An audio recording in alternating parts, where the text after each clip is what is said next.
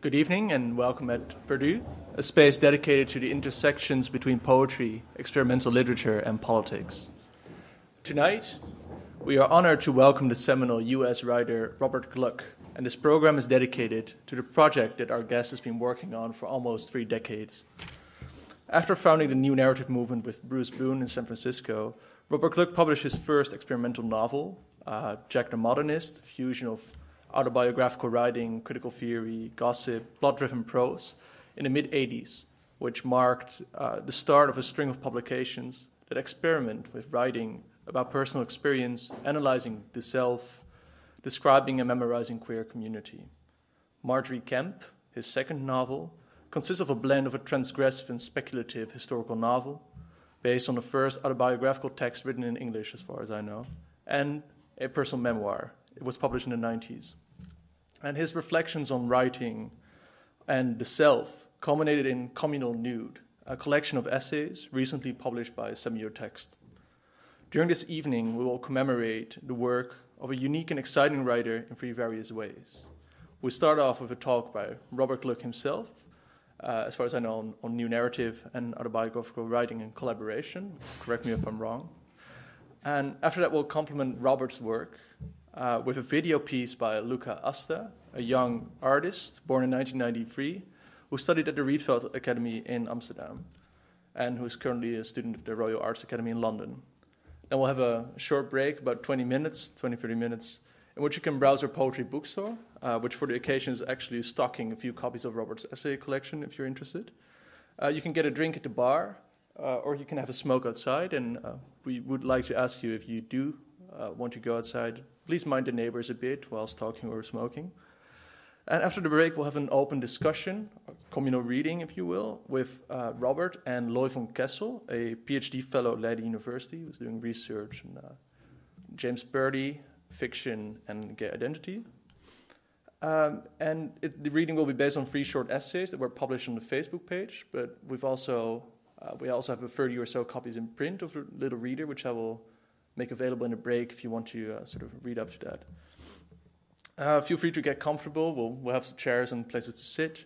Share your thoughts about Robert's ideas and writings and talk about your own experience and concerns. We're trying to open a safe and productive space for interaction and reflection. And we're looking forward to hearing your ideas. So I hope you enjoy the evening, and I'll give the floor to Robert Glück. Thank you.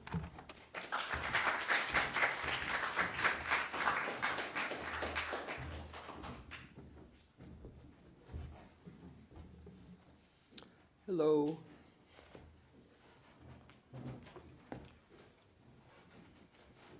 I've been in the throes. I live in Malmö in Sweden now, and I've been in the midst of a intensive Swedish class, which has basically blotted out everything else in my mind. So I go down the street saying, "My name is Bob. I live in San Francisco," and no more complicated thoughts than that. Just to say,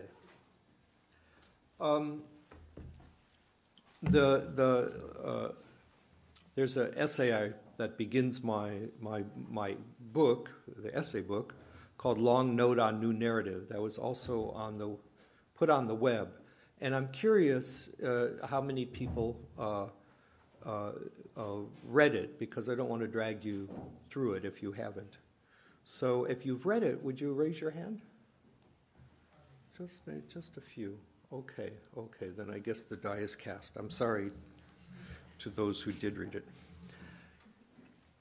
But I'm going to read a really abbreviated version of it, and then I'm going to talk about, some collaborations and the idea of collaboration. Most of my books have contained some aspect of collaboration, and I thought it would be interesting to talk about that. So,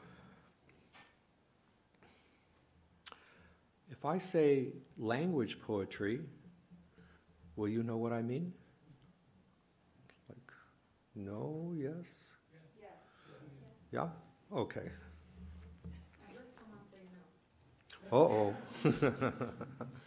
Oh, well, you'll get it. Okay. To talk about the beginnings of New Narrative, I have to talk about my friendship with Bruce Boone. We met in early 70s through the San Francisco Art Institute's bulletin board. Ed and I wanted to move, and Bruce and Burton wanted to move. Would we all be happy living together? For some reason, both couples dropped the idea, and we remained in our respective flats for many years. But Bruce and I were poets, and our obsession with Frank O'Hara forged a bond. I was 23 or 24. Bruce was 7 years older. Bruce had his eye on the future, a catastrophic upheaval he predicted with a certain grandeur. But it was my own present he helped me find. I read and wrote to invoke what seemed impossible, relation itself, in order to take part in a world that ceaselessly makes itself up, to wake up to the world, to recognize the world, to be convinced that the world exists, to take revenge on the world for not existing. To talk about New Narrative, I must also talk about language poetry, which was in its heroic period in the 70s. I treat diverse poets as one unit, a sort of flying wedge, because that's how we experience them. It would be hard to overestimate the drama they brought to a Bay Area scene that limped through the 70s, with the powerful exception of feminist poets like Judy Grahn and the excitement of poetry generated by the new movements. Language poetry's Puritan rigor, delight in technical vocabularies, and professionalism were new to a generation of Bay Area poets whose influences included the Beats, Robert Duncan and Jack Spicer, the New York School. Bolinas was its western outpost, a little town north of San Francisco, surrealism and psychedelic surrealism. Suddenly people took sides, though at times these confrontations resembled a pastiche of the embattled positions of earlier avant-gardes. Language poetry seemed very straight male, though what didn't? If I could have become a language poet, I would have. I craved the formalist fireworks, a purity that invented its own tenets, a progressive formalism. I had come to a dead end in the mid-70s, like the poetry scene itself. The problem was not theoretical, or it was. I could not go on until I figured out some way to understand where I was. I also craved the community the language poets made for themselves.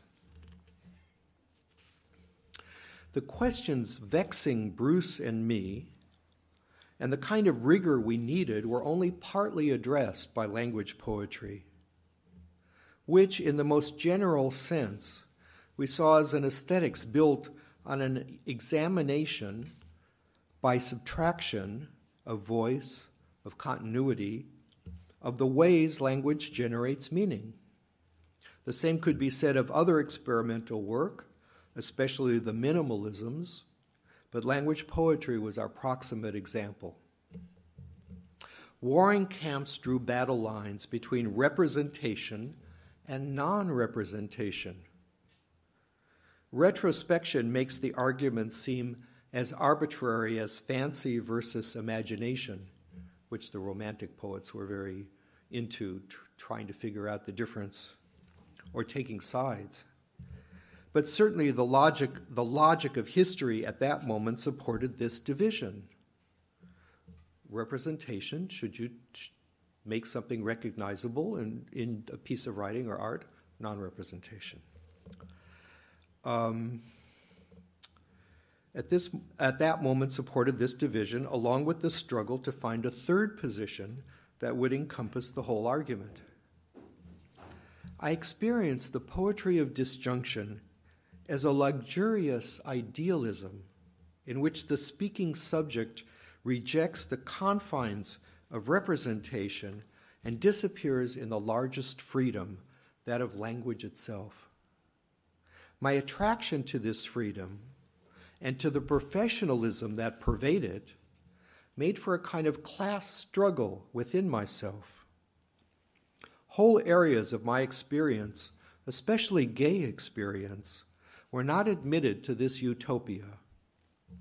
The mainstream reflected a resoundingly coherent image of myself back to me, an image so unjust that it amounted to a tyranny that I could not turn my back on. We had been disastrously described by the mainstream, we gay people, a naming whose most extreme, though not uncommon, expression was physical violence. Combating this injustice required at least a provisionally stable identity. Meanwhile, gay identity was also in its heroic period. It had not yet settled into just another nationalism, and it was new enough to know its own constructedness. In the urban mix, some great experiment was actually taking place, a genuine community where strangers and different classes and ethnicities rubbed more than shoulders. This community was not destroyed by commodity culture, which was destroying so many other communities. You know, there was you would hear gospel songs, for example, complaining that once people in the African American community got some money, they moved out. I mean, so commodity life in some way was destroying for in many different kinds of ways, whereas we're destroying these long-standing communities. The gay community, it did not. It was founded inside the commodity. So, genuine community, ethnicities, rub shoulders. Instead, it was founded in the commodity culture. We had to talk about it. Bruce and I turned to each other to see if we could come up with a better representation, not in order to satisfy movement pieties or to be political, but in order to be. Eventually we were gay, lesbian, and working class writers, could not let narration go.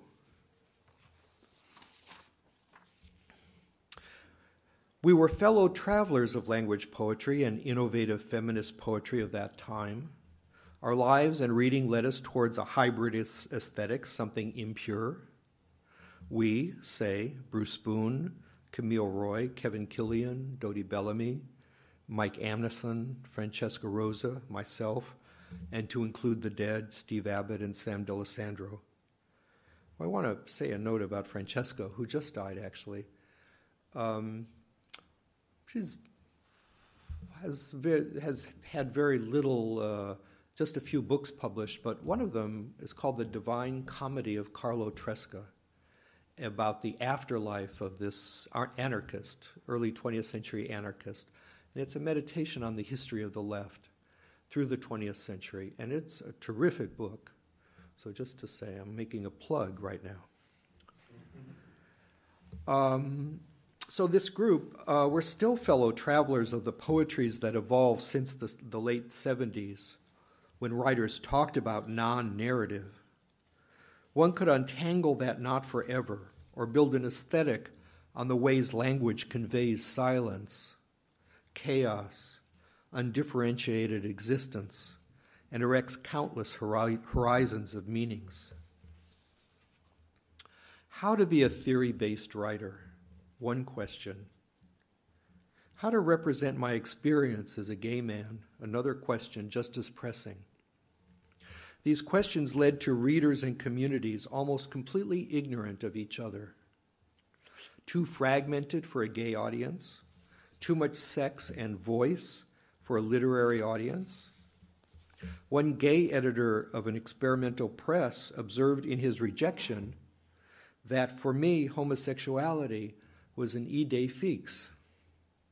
I wonder what heterosexuality is to heterosexuals. I embodied these incommensurates, so I had to ask these questions. How can I convey urgent social meanings while opening or subverting the possibilities of meaning itself? That question has deviled and vexed Bay Area writing for 25 years. What kind of representation least deforms its subject? Can language be aware of itself as object, as system, as commodity, as abstraction, yet take part in the forces that generate the present? Where in writing does engagement become authentic? One response, the politics of form, apparently does not answer the question completely. One afternoon, Bruce remarked on the questions to the reader I'd been throwing into poems and stories. They were theatrical, and they seemed to him to pressure and even sometimes reverse the position of reader and writer. Reader-writer dynamics seemed like a way into the problem that preoccupied us, a toe in the water. From our poems and stories, Bruce abstracted text, metatext. A story keeps a running commentary on itself from the present. The commentary, taking the form of a meditation or a second story, supplies a succession of frames. That is, the more you fragment a story, the more it becomes an example of narration itself. Narration displaying its devices, while at the same time, as I wrote in 1981, long ago, the metatext asks questions, asks for critical response, makes claims on the reader, elicits comments. In any case, metatext takes its form from the dialectical cleft between real life and life as it wants to be. We did not want to break the back of representation or punish it for lying, but to elaborate narration on as many different planes as we could, which seemed consistent with the lives we led. I'm going to skip forward a little bit. We were thinking about autobiography.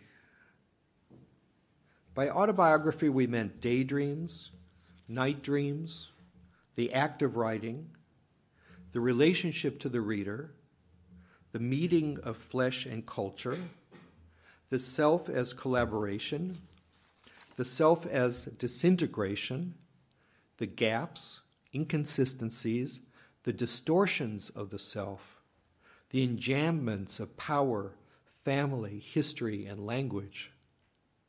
Bruce and I brought high and low between the covers of a book, mingling essay, lyric, and story. Our publishing reflected those different modes.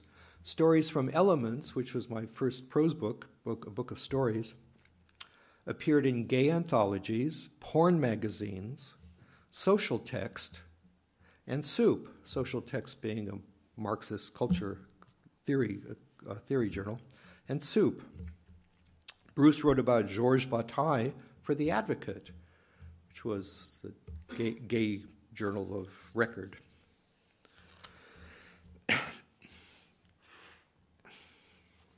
I wanted to write with total continuity and total disjunction, since I experienced the world and myself as continuous and infinitely divided. That was my ambition for writing. Why should a work of literature be organized by one pattern of engagement? Why should a position be maintained regarding the size of the gaps between units of meaning? To describe how the world is organized may be the same as organizing the world. I wanted the pleasures and politics of the fragment and the pleasures and politics of story, gossip, fable, and case history, the randomness of chance and the sense of inevitability, sincerity while using appropriation and pastiche.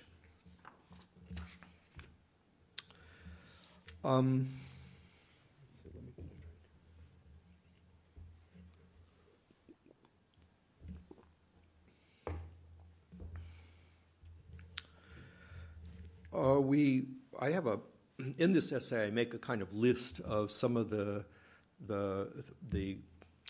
critics that we were reading, and to help us, basically. And we were reading, really, we were pillaging more than taking on whole structures of, reading rigorously to learn everything about a certain writer. Instead, we were finding what was useful to give us access to our own experience. The most magical thing about reading a philosopher or a critic is when they show you something that you couldn't see about your own life, that you couldn't have seen without them, obviously. And it seems to me at this time there was a lot, well, there always is a lot that's invisible that needs to become visible. And I'm going to talk tomorrow. I'm going to talk about that specifically with Georges Bataille and how we understood Bataille at that time and how Bataille gave us access to a lot of things. The ability really to write about community, gay community, which had so many pieties in that era. So. Well, anyway, so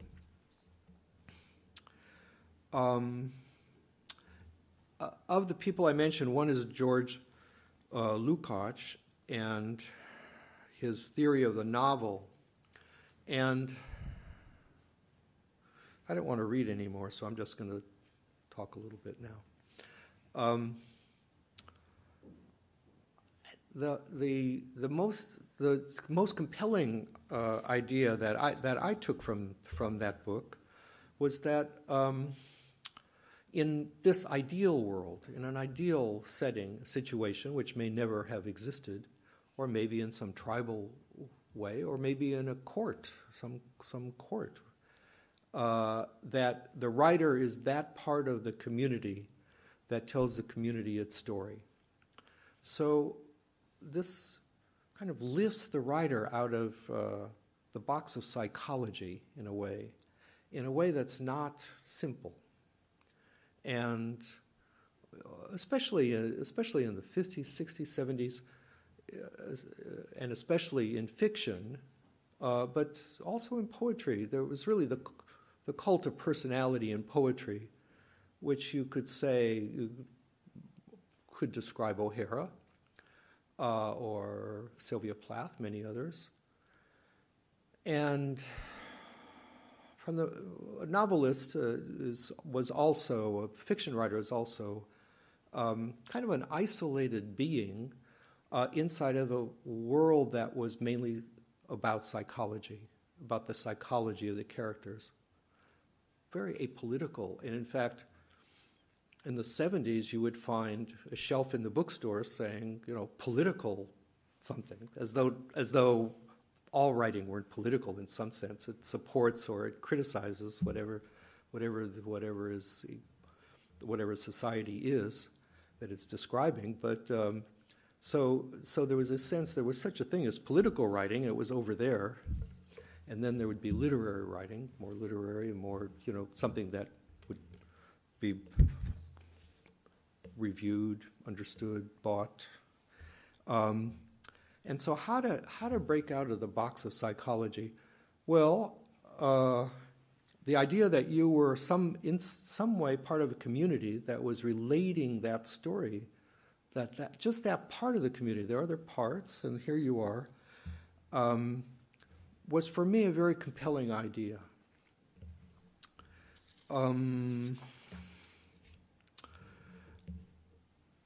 Another person who sort of helped us was Althusser and his ideological state apparatuses, and it was just another way of showing that the things that we couldn't see, it made them opaque, to show how cultural life also reproduced the society that it was part of. It wasn't just the economic part, the classic Marxism, the factory, the class system, but also every other part, all the parts that would come under the heading of ideology, say.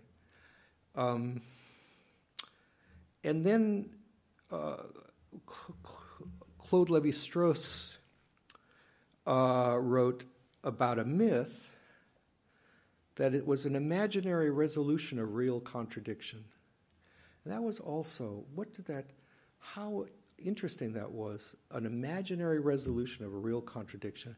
And then Frederick Jameson sort of revamped that to be narration itself, not just a myth, but narration is an imaginary resolution of real contradiction.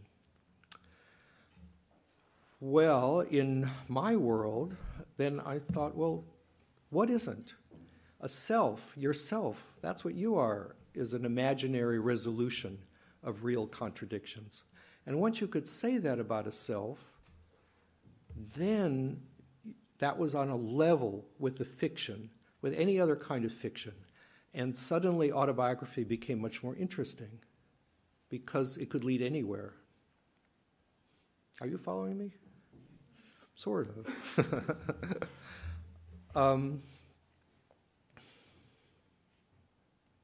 Well, if the self is a collaboration, right? We're not just closed off. It takes a lot to make a person. And you have to say the self is a collaborative project. Then what isn't? And that also turns out if you're trying to represent that project, if you're trying to represent the self, say, what is a self? What is a self?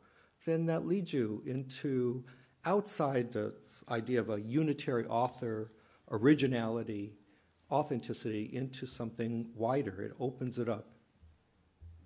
Is that better? Maybe. Okay.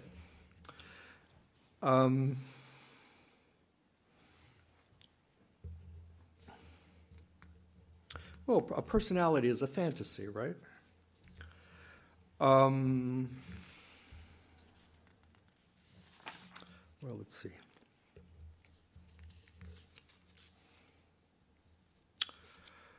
But Ty is finding so another problem was how to write about the gay community. There were a lot of police actually telling you how.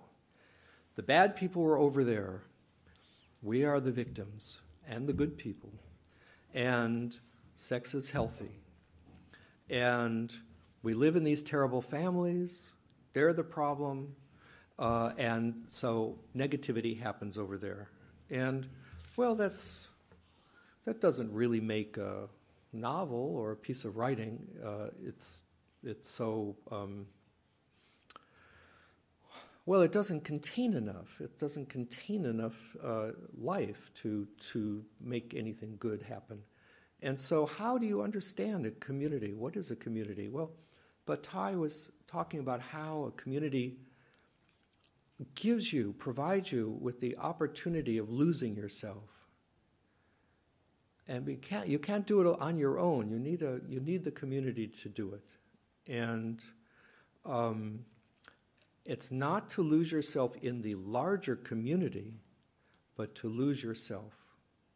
And it might happen through a moment of sublimity inside of a religious context. It might happen at a football match. It might happen in all different kinds of ways. But it's usually a group activity, and it's usually well, it could be a church or it could be a gay bathhouse. Okay. For me, it was a gay bathhouse.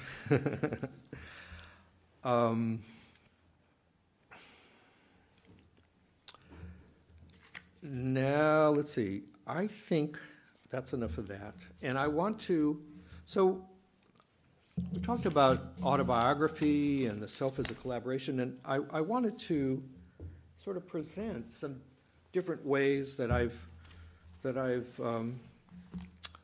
made some collaborations.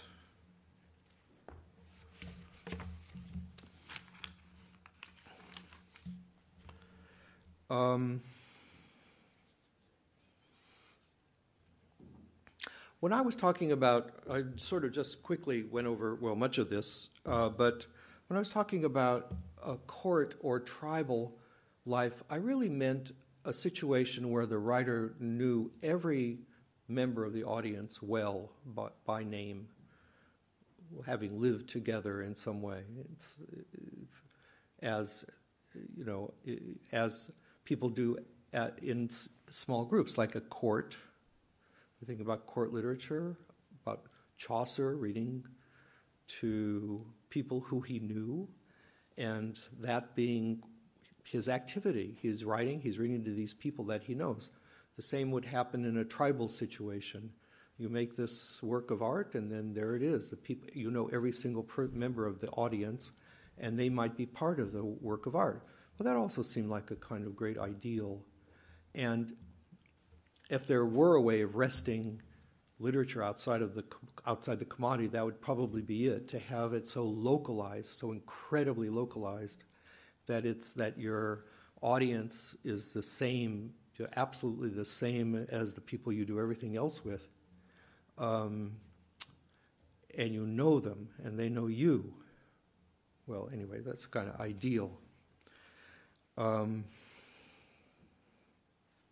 So I at various times I tried various methods to work in on ideas of against like original authorship and such.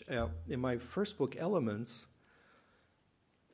my big idea was to give the people in the book, because I write about people by name and they know who they are, and to give them the final cut on their part.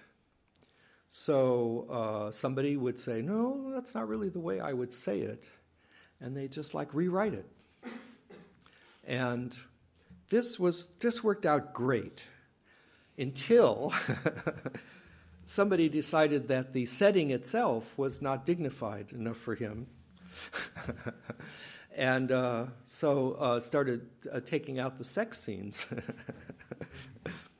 And then I decided from then on that if somebody really didn't like it, I gave them the option of changing their name. They could choose a new name, but not to kind of excise parts that they weren't included in. Well, anyway, that's one example. In Marjorie Kemp, Marjorie Kemp is about a woman who lived in the 15th century, and she wanted to be a saint, and she didn't get to be one, but she had a very steamy affair with Jesus. And there's Bob in the book, as there usually is, and he's after somebody named Elle, and the two stories become conflated.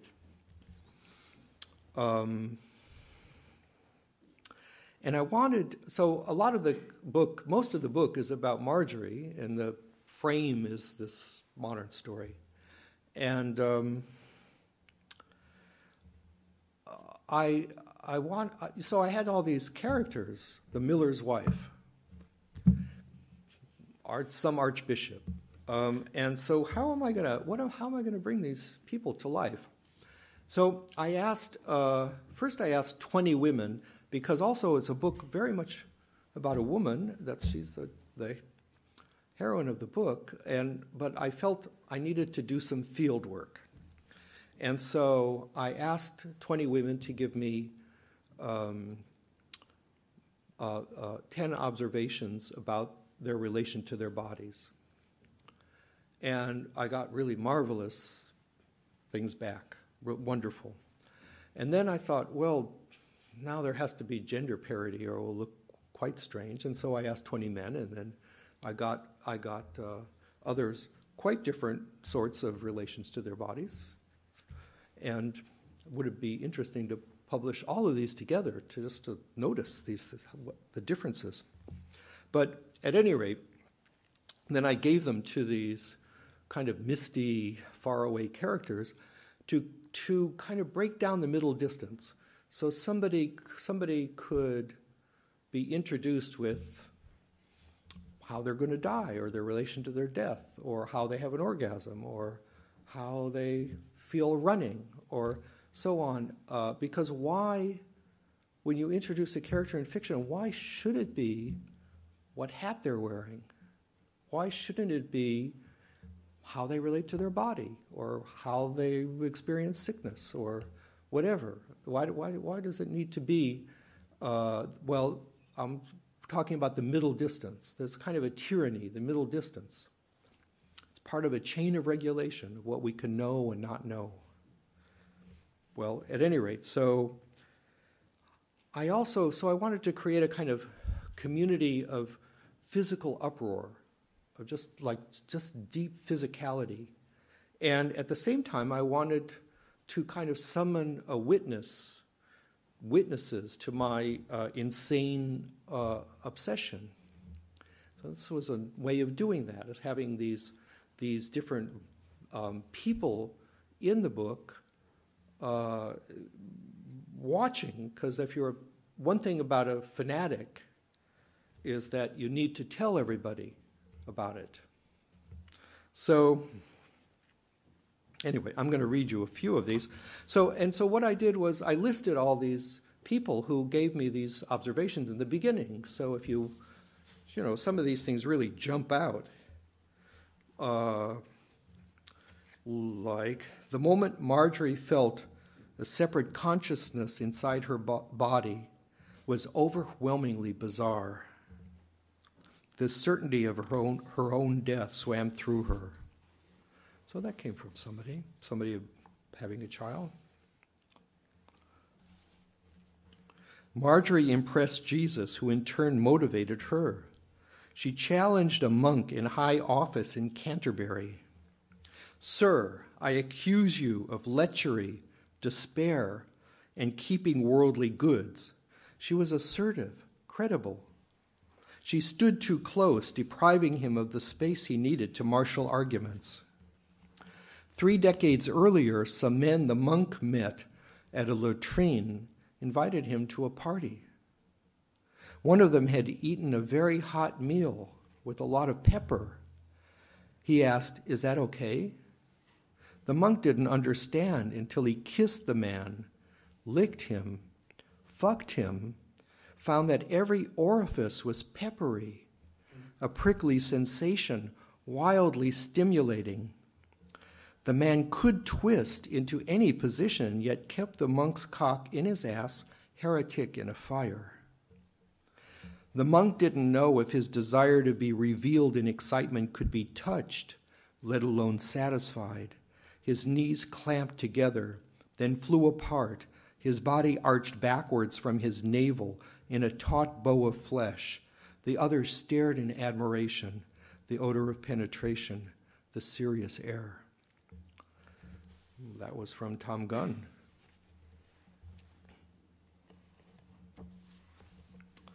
Let's see. In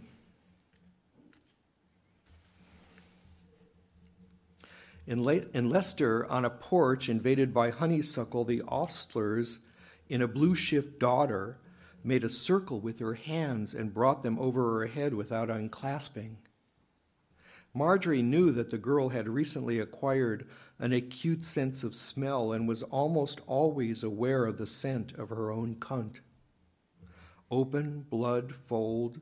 When the girl saw her sister's clitoris, she said, "Mine's bigger than hers." Eggs began drifting through fallopian wastelands. The girl liked to stroke her newly growing breasts, but when she lay on her stomach, they hurt.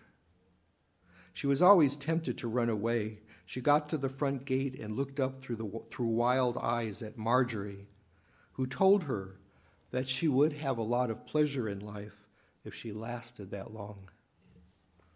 That's Camille Roy.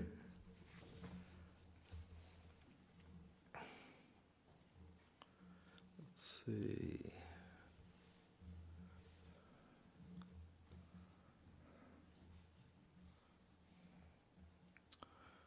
Hold on just for a second.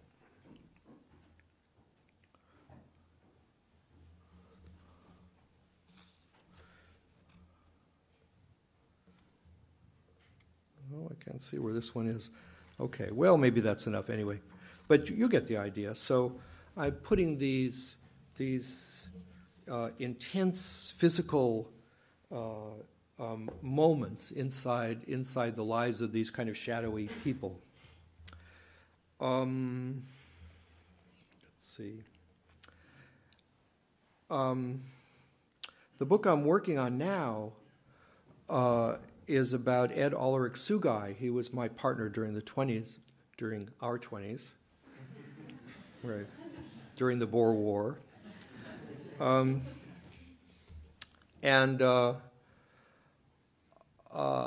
we became like family to each other. He contracted HIV and died in 1994. And I've been working in this century, been working on a book for quite a while. Ed gave me his dream journals. When we were together, I started him writing dream journals. I suggested it. And he was 20 at the time. And he was this amazing dreamer. You know, he could wake up in the morning and tell you one dream and tell you the dream before in detail, and the dream before right into the night, right back into the night. I never experienced anyone who could do that. And so sometimes I would pillage his dreams to use this for images for my poems, and it was fine because we were kind of artists together. And but I told him what I wanted to do, and so I feel this is quite a very much of a collaboration, and I'm using his dreams as the last section of the book and sort of retelling the book through his dreams as kind of a fantasia. And actually I'm telling them backwards. So at the end, we arrive at the beginning as kind of I don't know, what heaven might be like, which would be endless, one image replacing the next image endlessly. And, well, he certainly has the last word. And it's very odd reading somebody's dreams who you know well, and it took me a long time. It was very hard work. It was not easy to do. Reading 2 dreams is fine, but reading about 25 years worth of dreams is another story. And one, you appear, but not as just like any eavesdropper, you know. You're never satisfied. You get mentioned, but not in the way that you would want. And you learn things as well. Oh, that's when he started seeing this guy.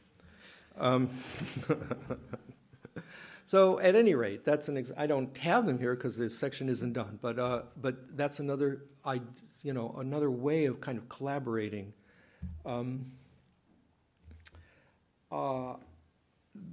My friend Kathleen Fraser, a marvelous poet, and I just did a book together, and we both bought this Japanese antique little scrapbook, and we both went home and made prose poems about them. And I'd like to just choose one image and then read our 2 poems. So the image is of some boats in a river. You're not going to be able to see it. There's a tree, and then the river, and there's a couple boats. That's it. Okay? I'll read mine first because Kathleen's in some way refers to mine. Mine is called The Visit. This image is alive with my longing for you. When I close my eyes, I see you in lewd positions, which are units of longing as tenderly programmatic as Sunday for the boaters and children. I am often bitter and lazy. Stasis dressed as time, a prince in disguise, gives me the present like a glittering trinket draped on an orchid in a backstage comedy. Night shines inside like reaching music. I am grateful for the present. Problems remain unsolved, but they subside in the photo. Temporal, The slanted sunlight falls on the big pine for a few hours of oration. Odor of hemp and grilled hot dogs. I wish but can't interpret. I miss you though you are with me. That is, each person and thing is aroused and lonely because we consent to time. For a few hours the mood holds. We call to each other from the boats, get a little drunk, make barking sounds. When I drink, it's like a crowd surrounds me. And then Kathleen's for the same image. Again, the human. A silly heart for Sunday, today hands inside of hands. The procession of colored boats, rocking from side to side in their slow pace down the river. Your daughter holding her paper parasol, painted with falcons, and Lily, my dog, wagging her tail and limping along the left bank of the Arashiyama, flowing over almost with melted snow. Such patient and difficult lovers. You leap into the boat, a little drunk, and I am your ally in pines and grilled sea bass. I have not booked the return trip due to a seasonal error, the errand you sent me on, also the foreign representative arriving for tea and the multiple bodies of water in my life, are discreet but not conclusive arrangements. What was once a refusal lingers, as if pine needles had broken and spread their scent on the skin. A new ideogram I am trying to paint whenever I lift my brush. That's just an example of another. And then I think that this will be the last thing I do. Here's just another. I think of this as kind of a collaboration. See if I can find it.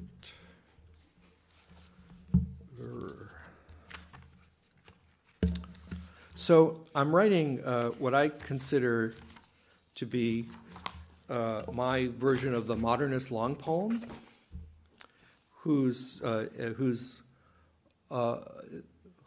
will only be interrupted by the author's death. And what it is I make a lot of mistakes reading. Well, I'm not a very good reader, actually, and so I make a lot of mistakes, and I decided to keep a record of them. I keep a notebook, and I put the mistakes in the notebook. And this poem is just really almost just a list of my mistakes. It's a skinny poem, just alive at the end. It's just like a traveling tendril that's just alive at the tip. And, well, on one hand, it's just a catalog of mistakes. But on the other hand, it's really an autobiography of my psychic life, because all these mistakes are made by me. And they're all sort of, if you put them together, they are in some way a picture of my psyche, right? They're all like Freudian slips.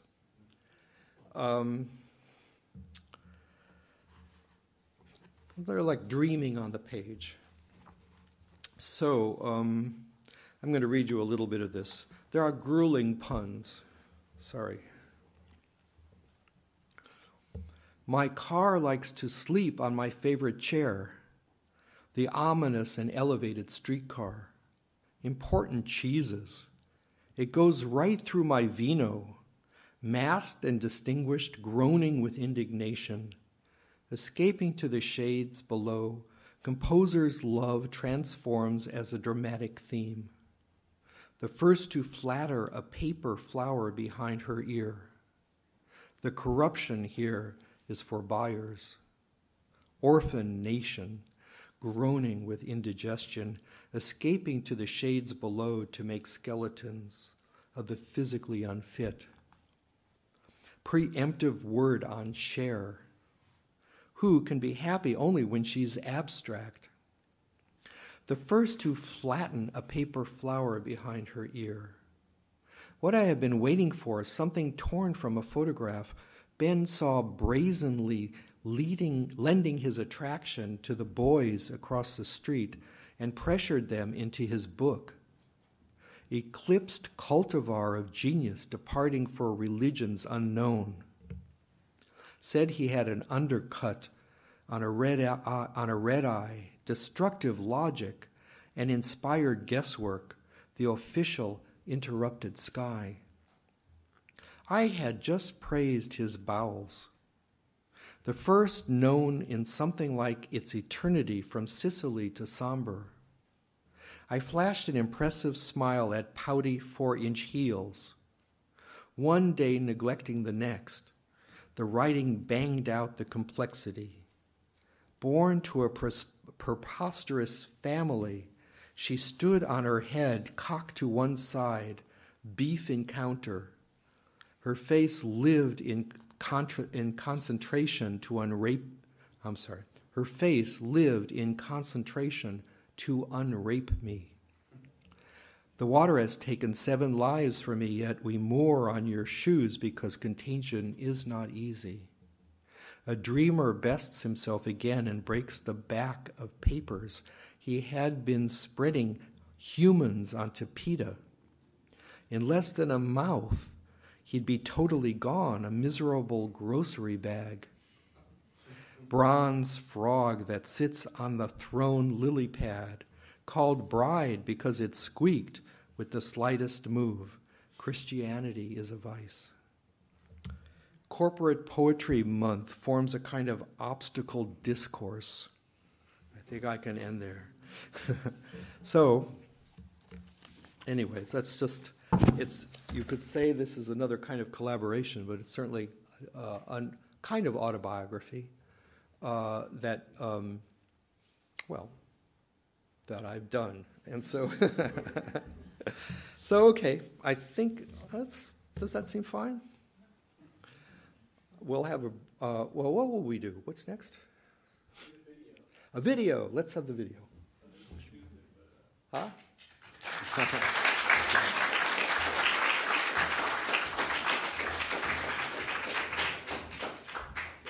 Thank you, Robert, for your great talk. And we'll have a short video by Luca Hasta, who sadly couldn't be here, for he now lives in London. But he left us a short text, left Robert and us a text for me to read. It's an untitled video. It's usually played in a loop, and we'll be looping it once. It's quite a short video as well. And it was his sort of final work for the Rietveld Academy. Was selected as one of the best works of last year. The credits for the video won't be projected, but if you want to see them, they're posted on a wall on a little poster right there. So I'll just read Luca's text.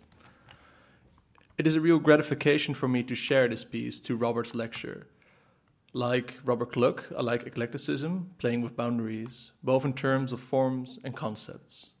This is all about the body, be it a material and physical entity or a structure for a narrative, a fragment of history. Perhaps my work echoes Robert's universe because it tries to give a subjectively deconstructed narrative, and because content-wise, it deals with visual identity manifested through society's guidelines. The montage technique allows resemblances or parallels, but further than that, it creates collisions.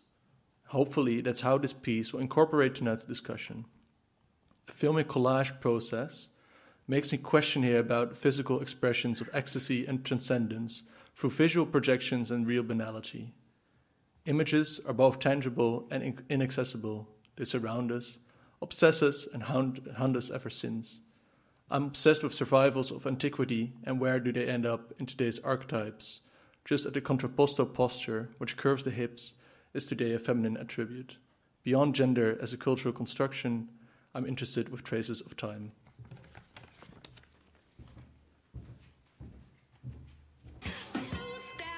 Little mouse, 'cause I'm an albatross.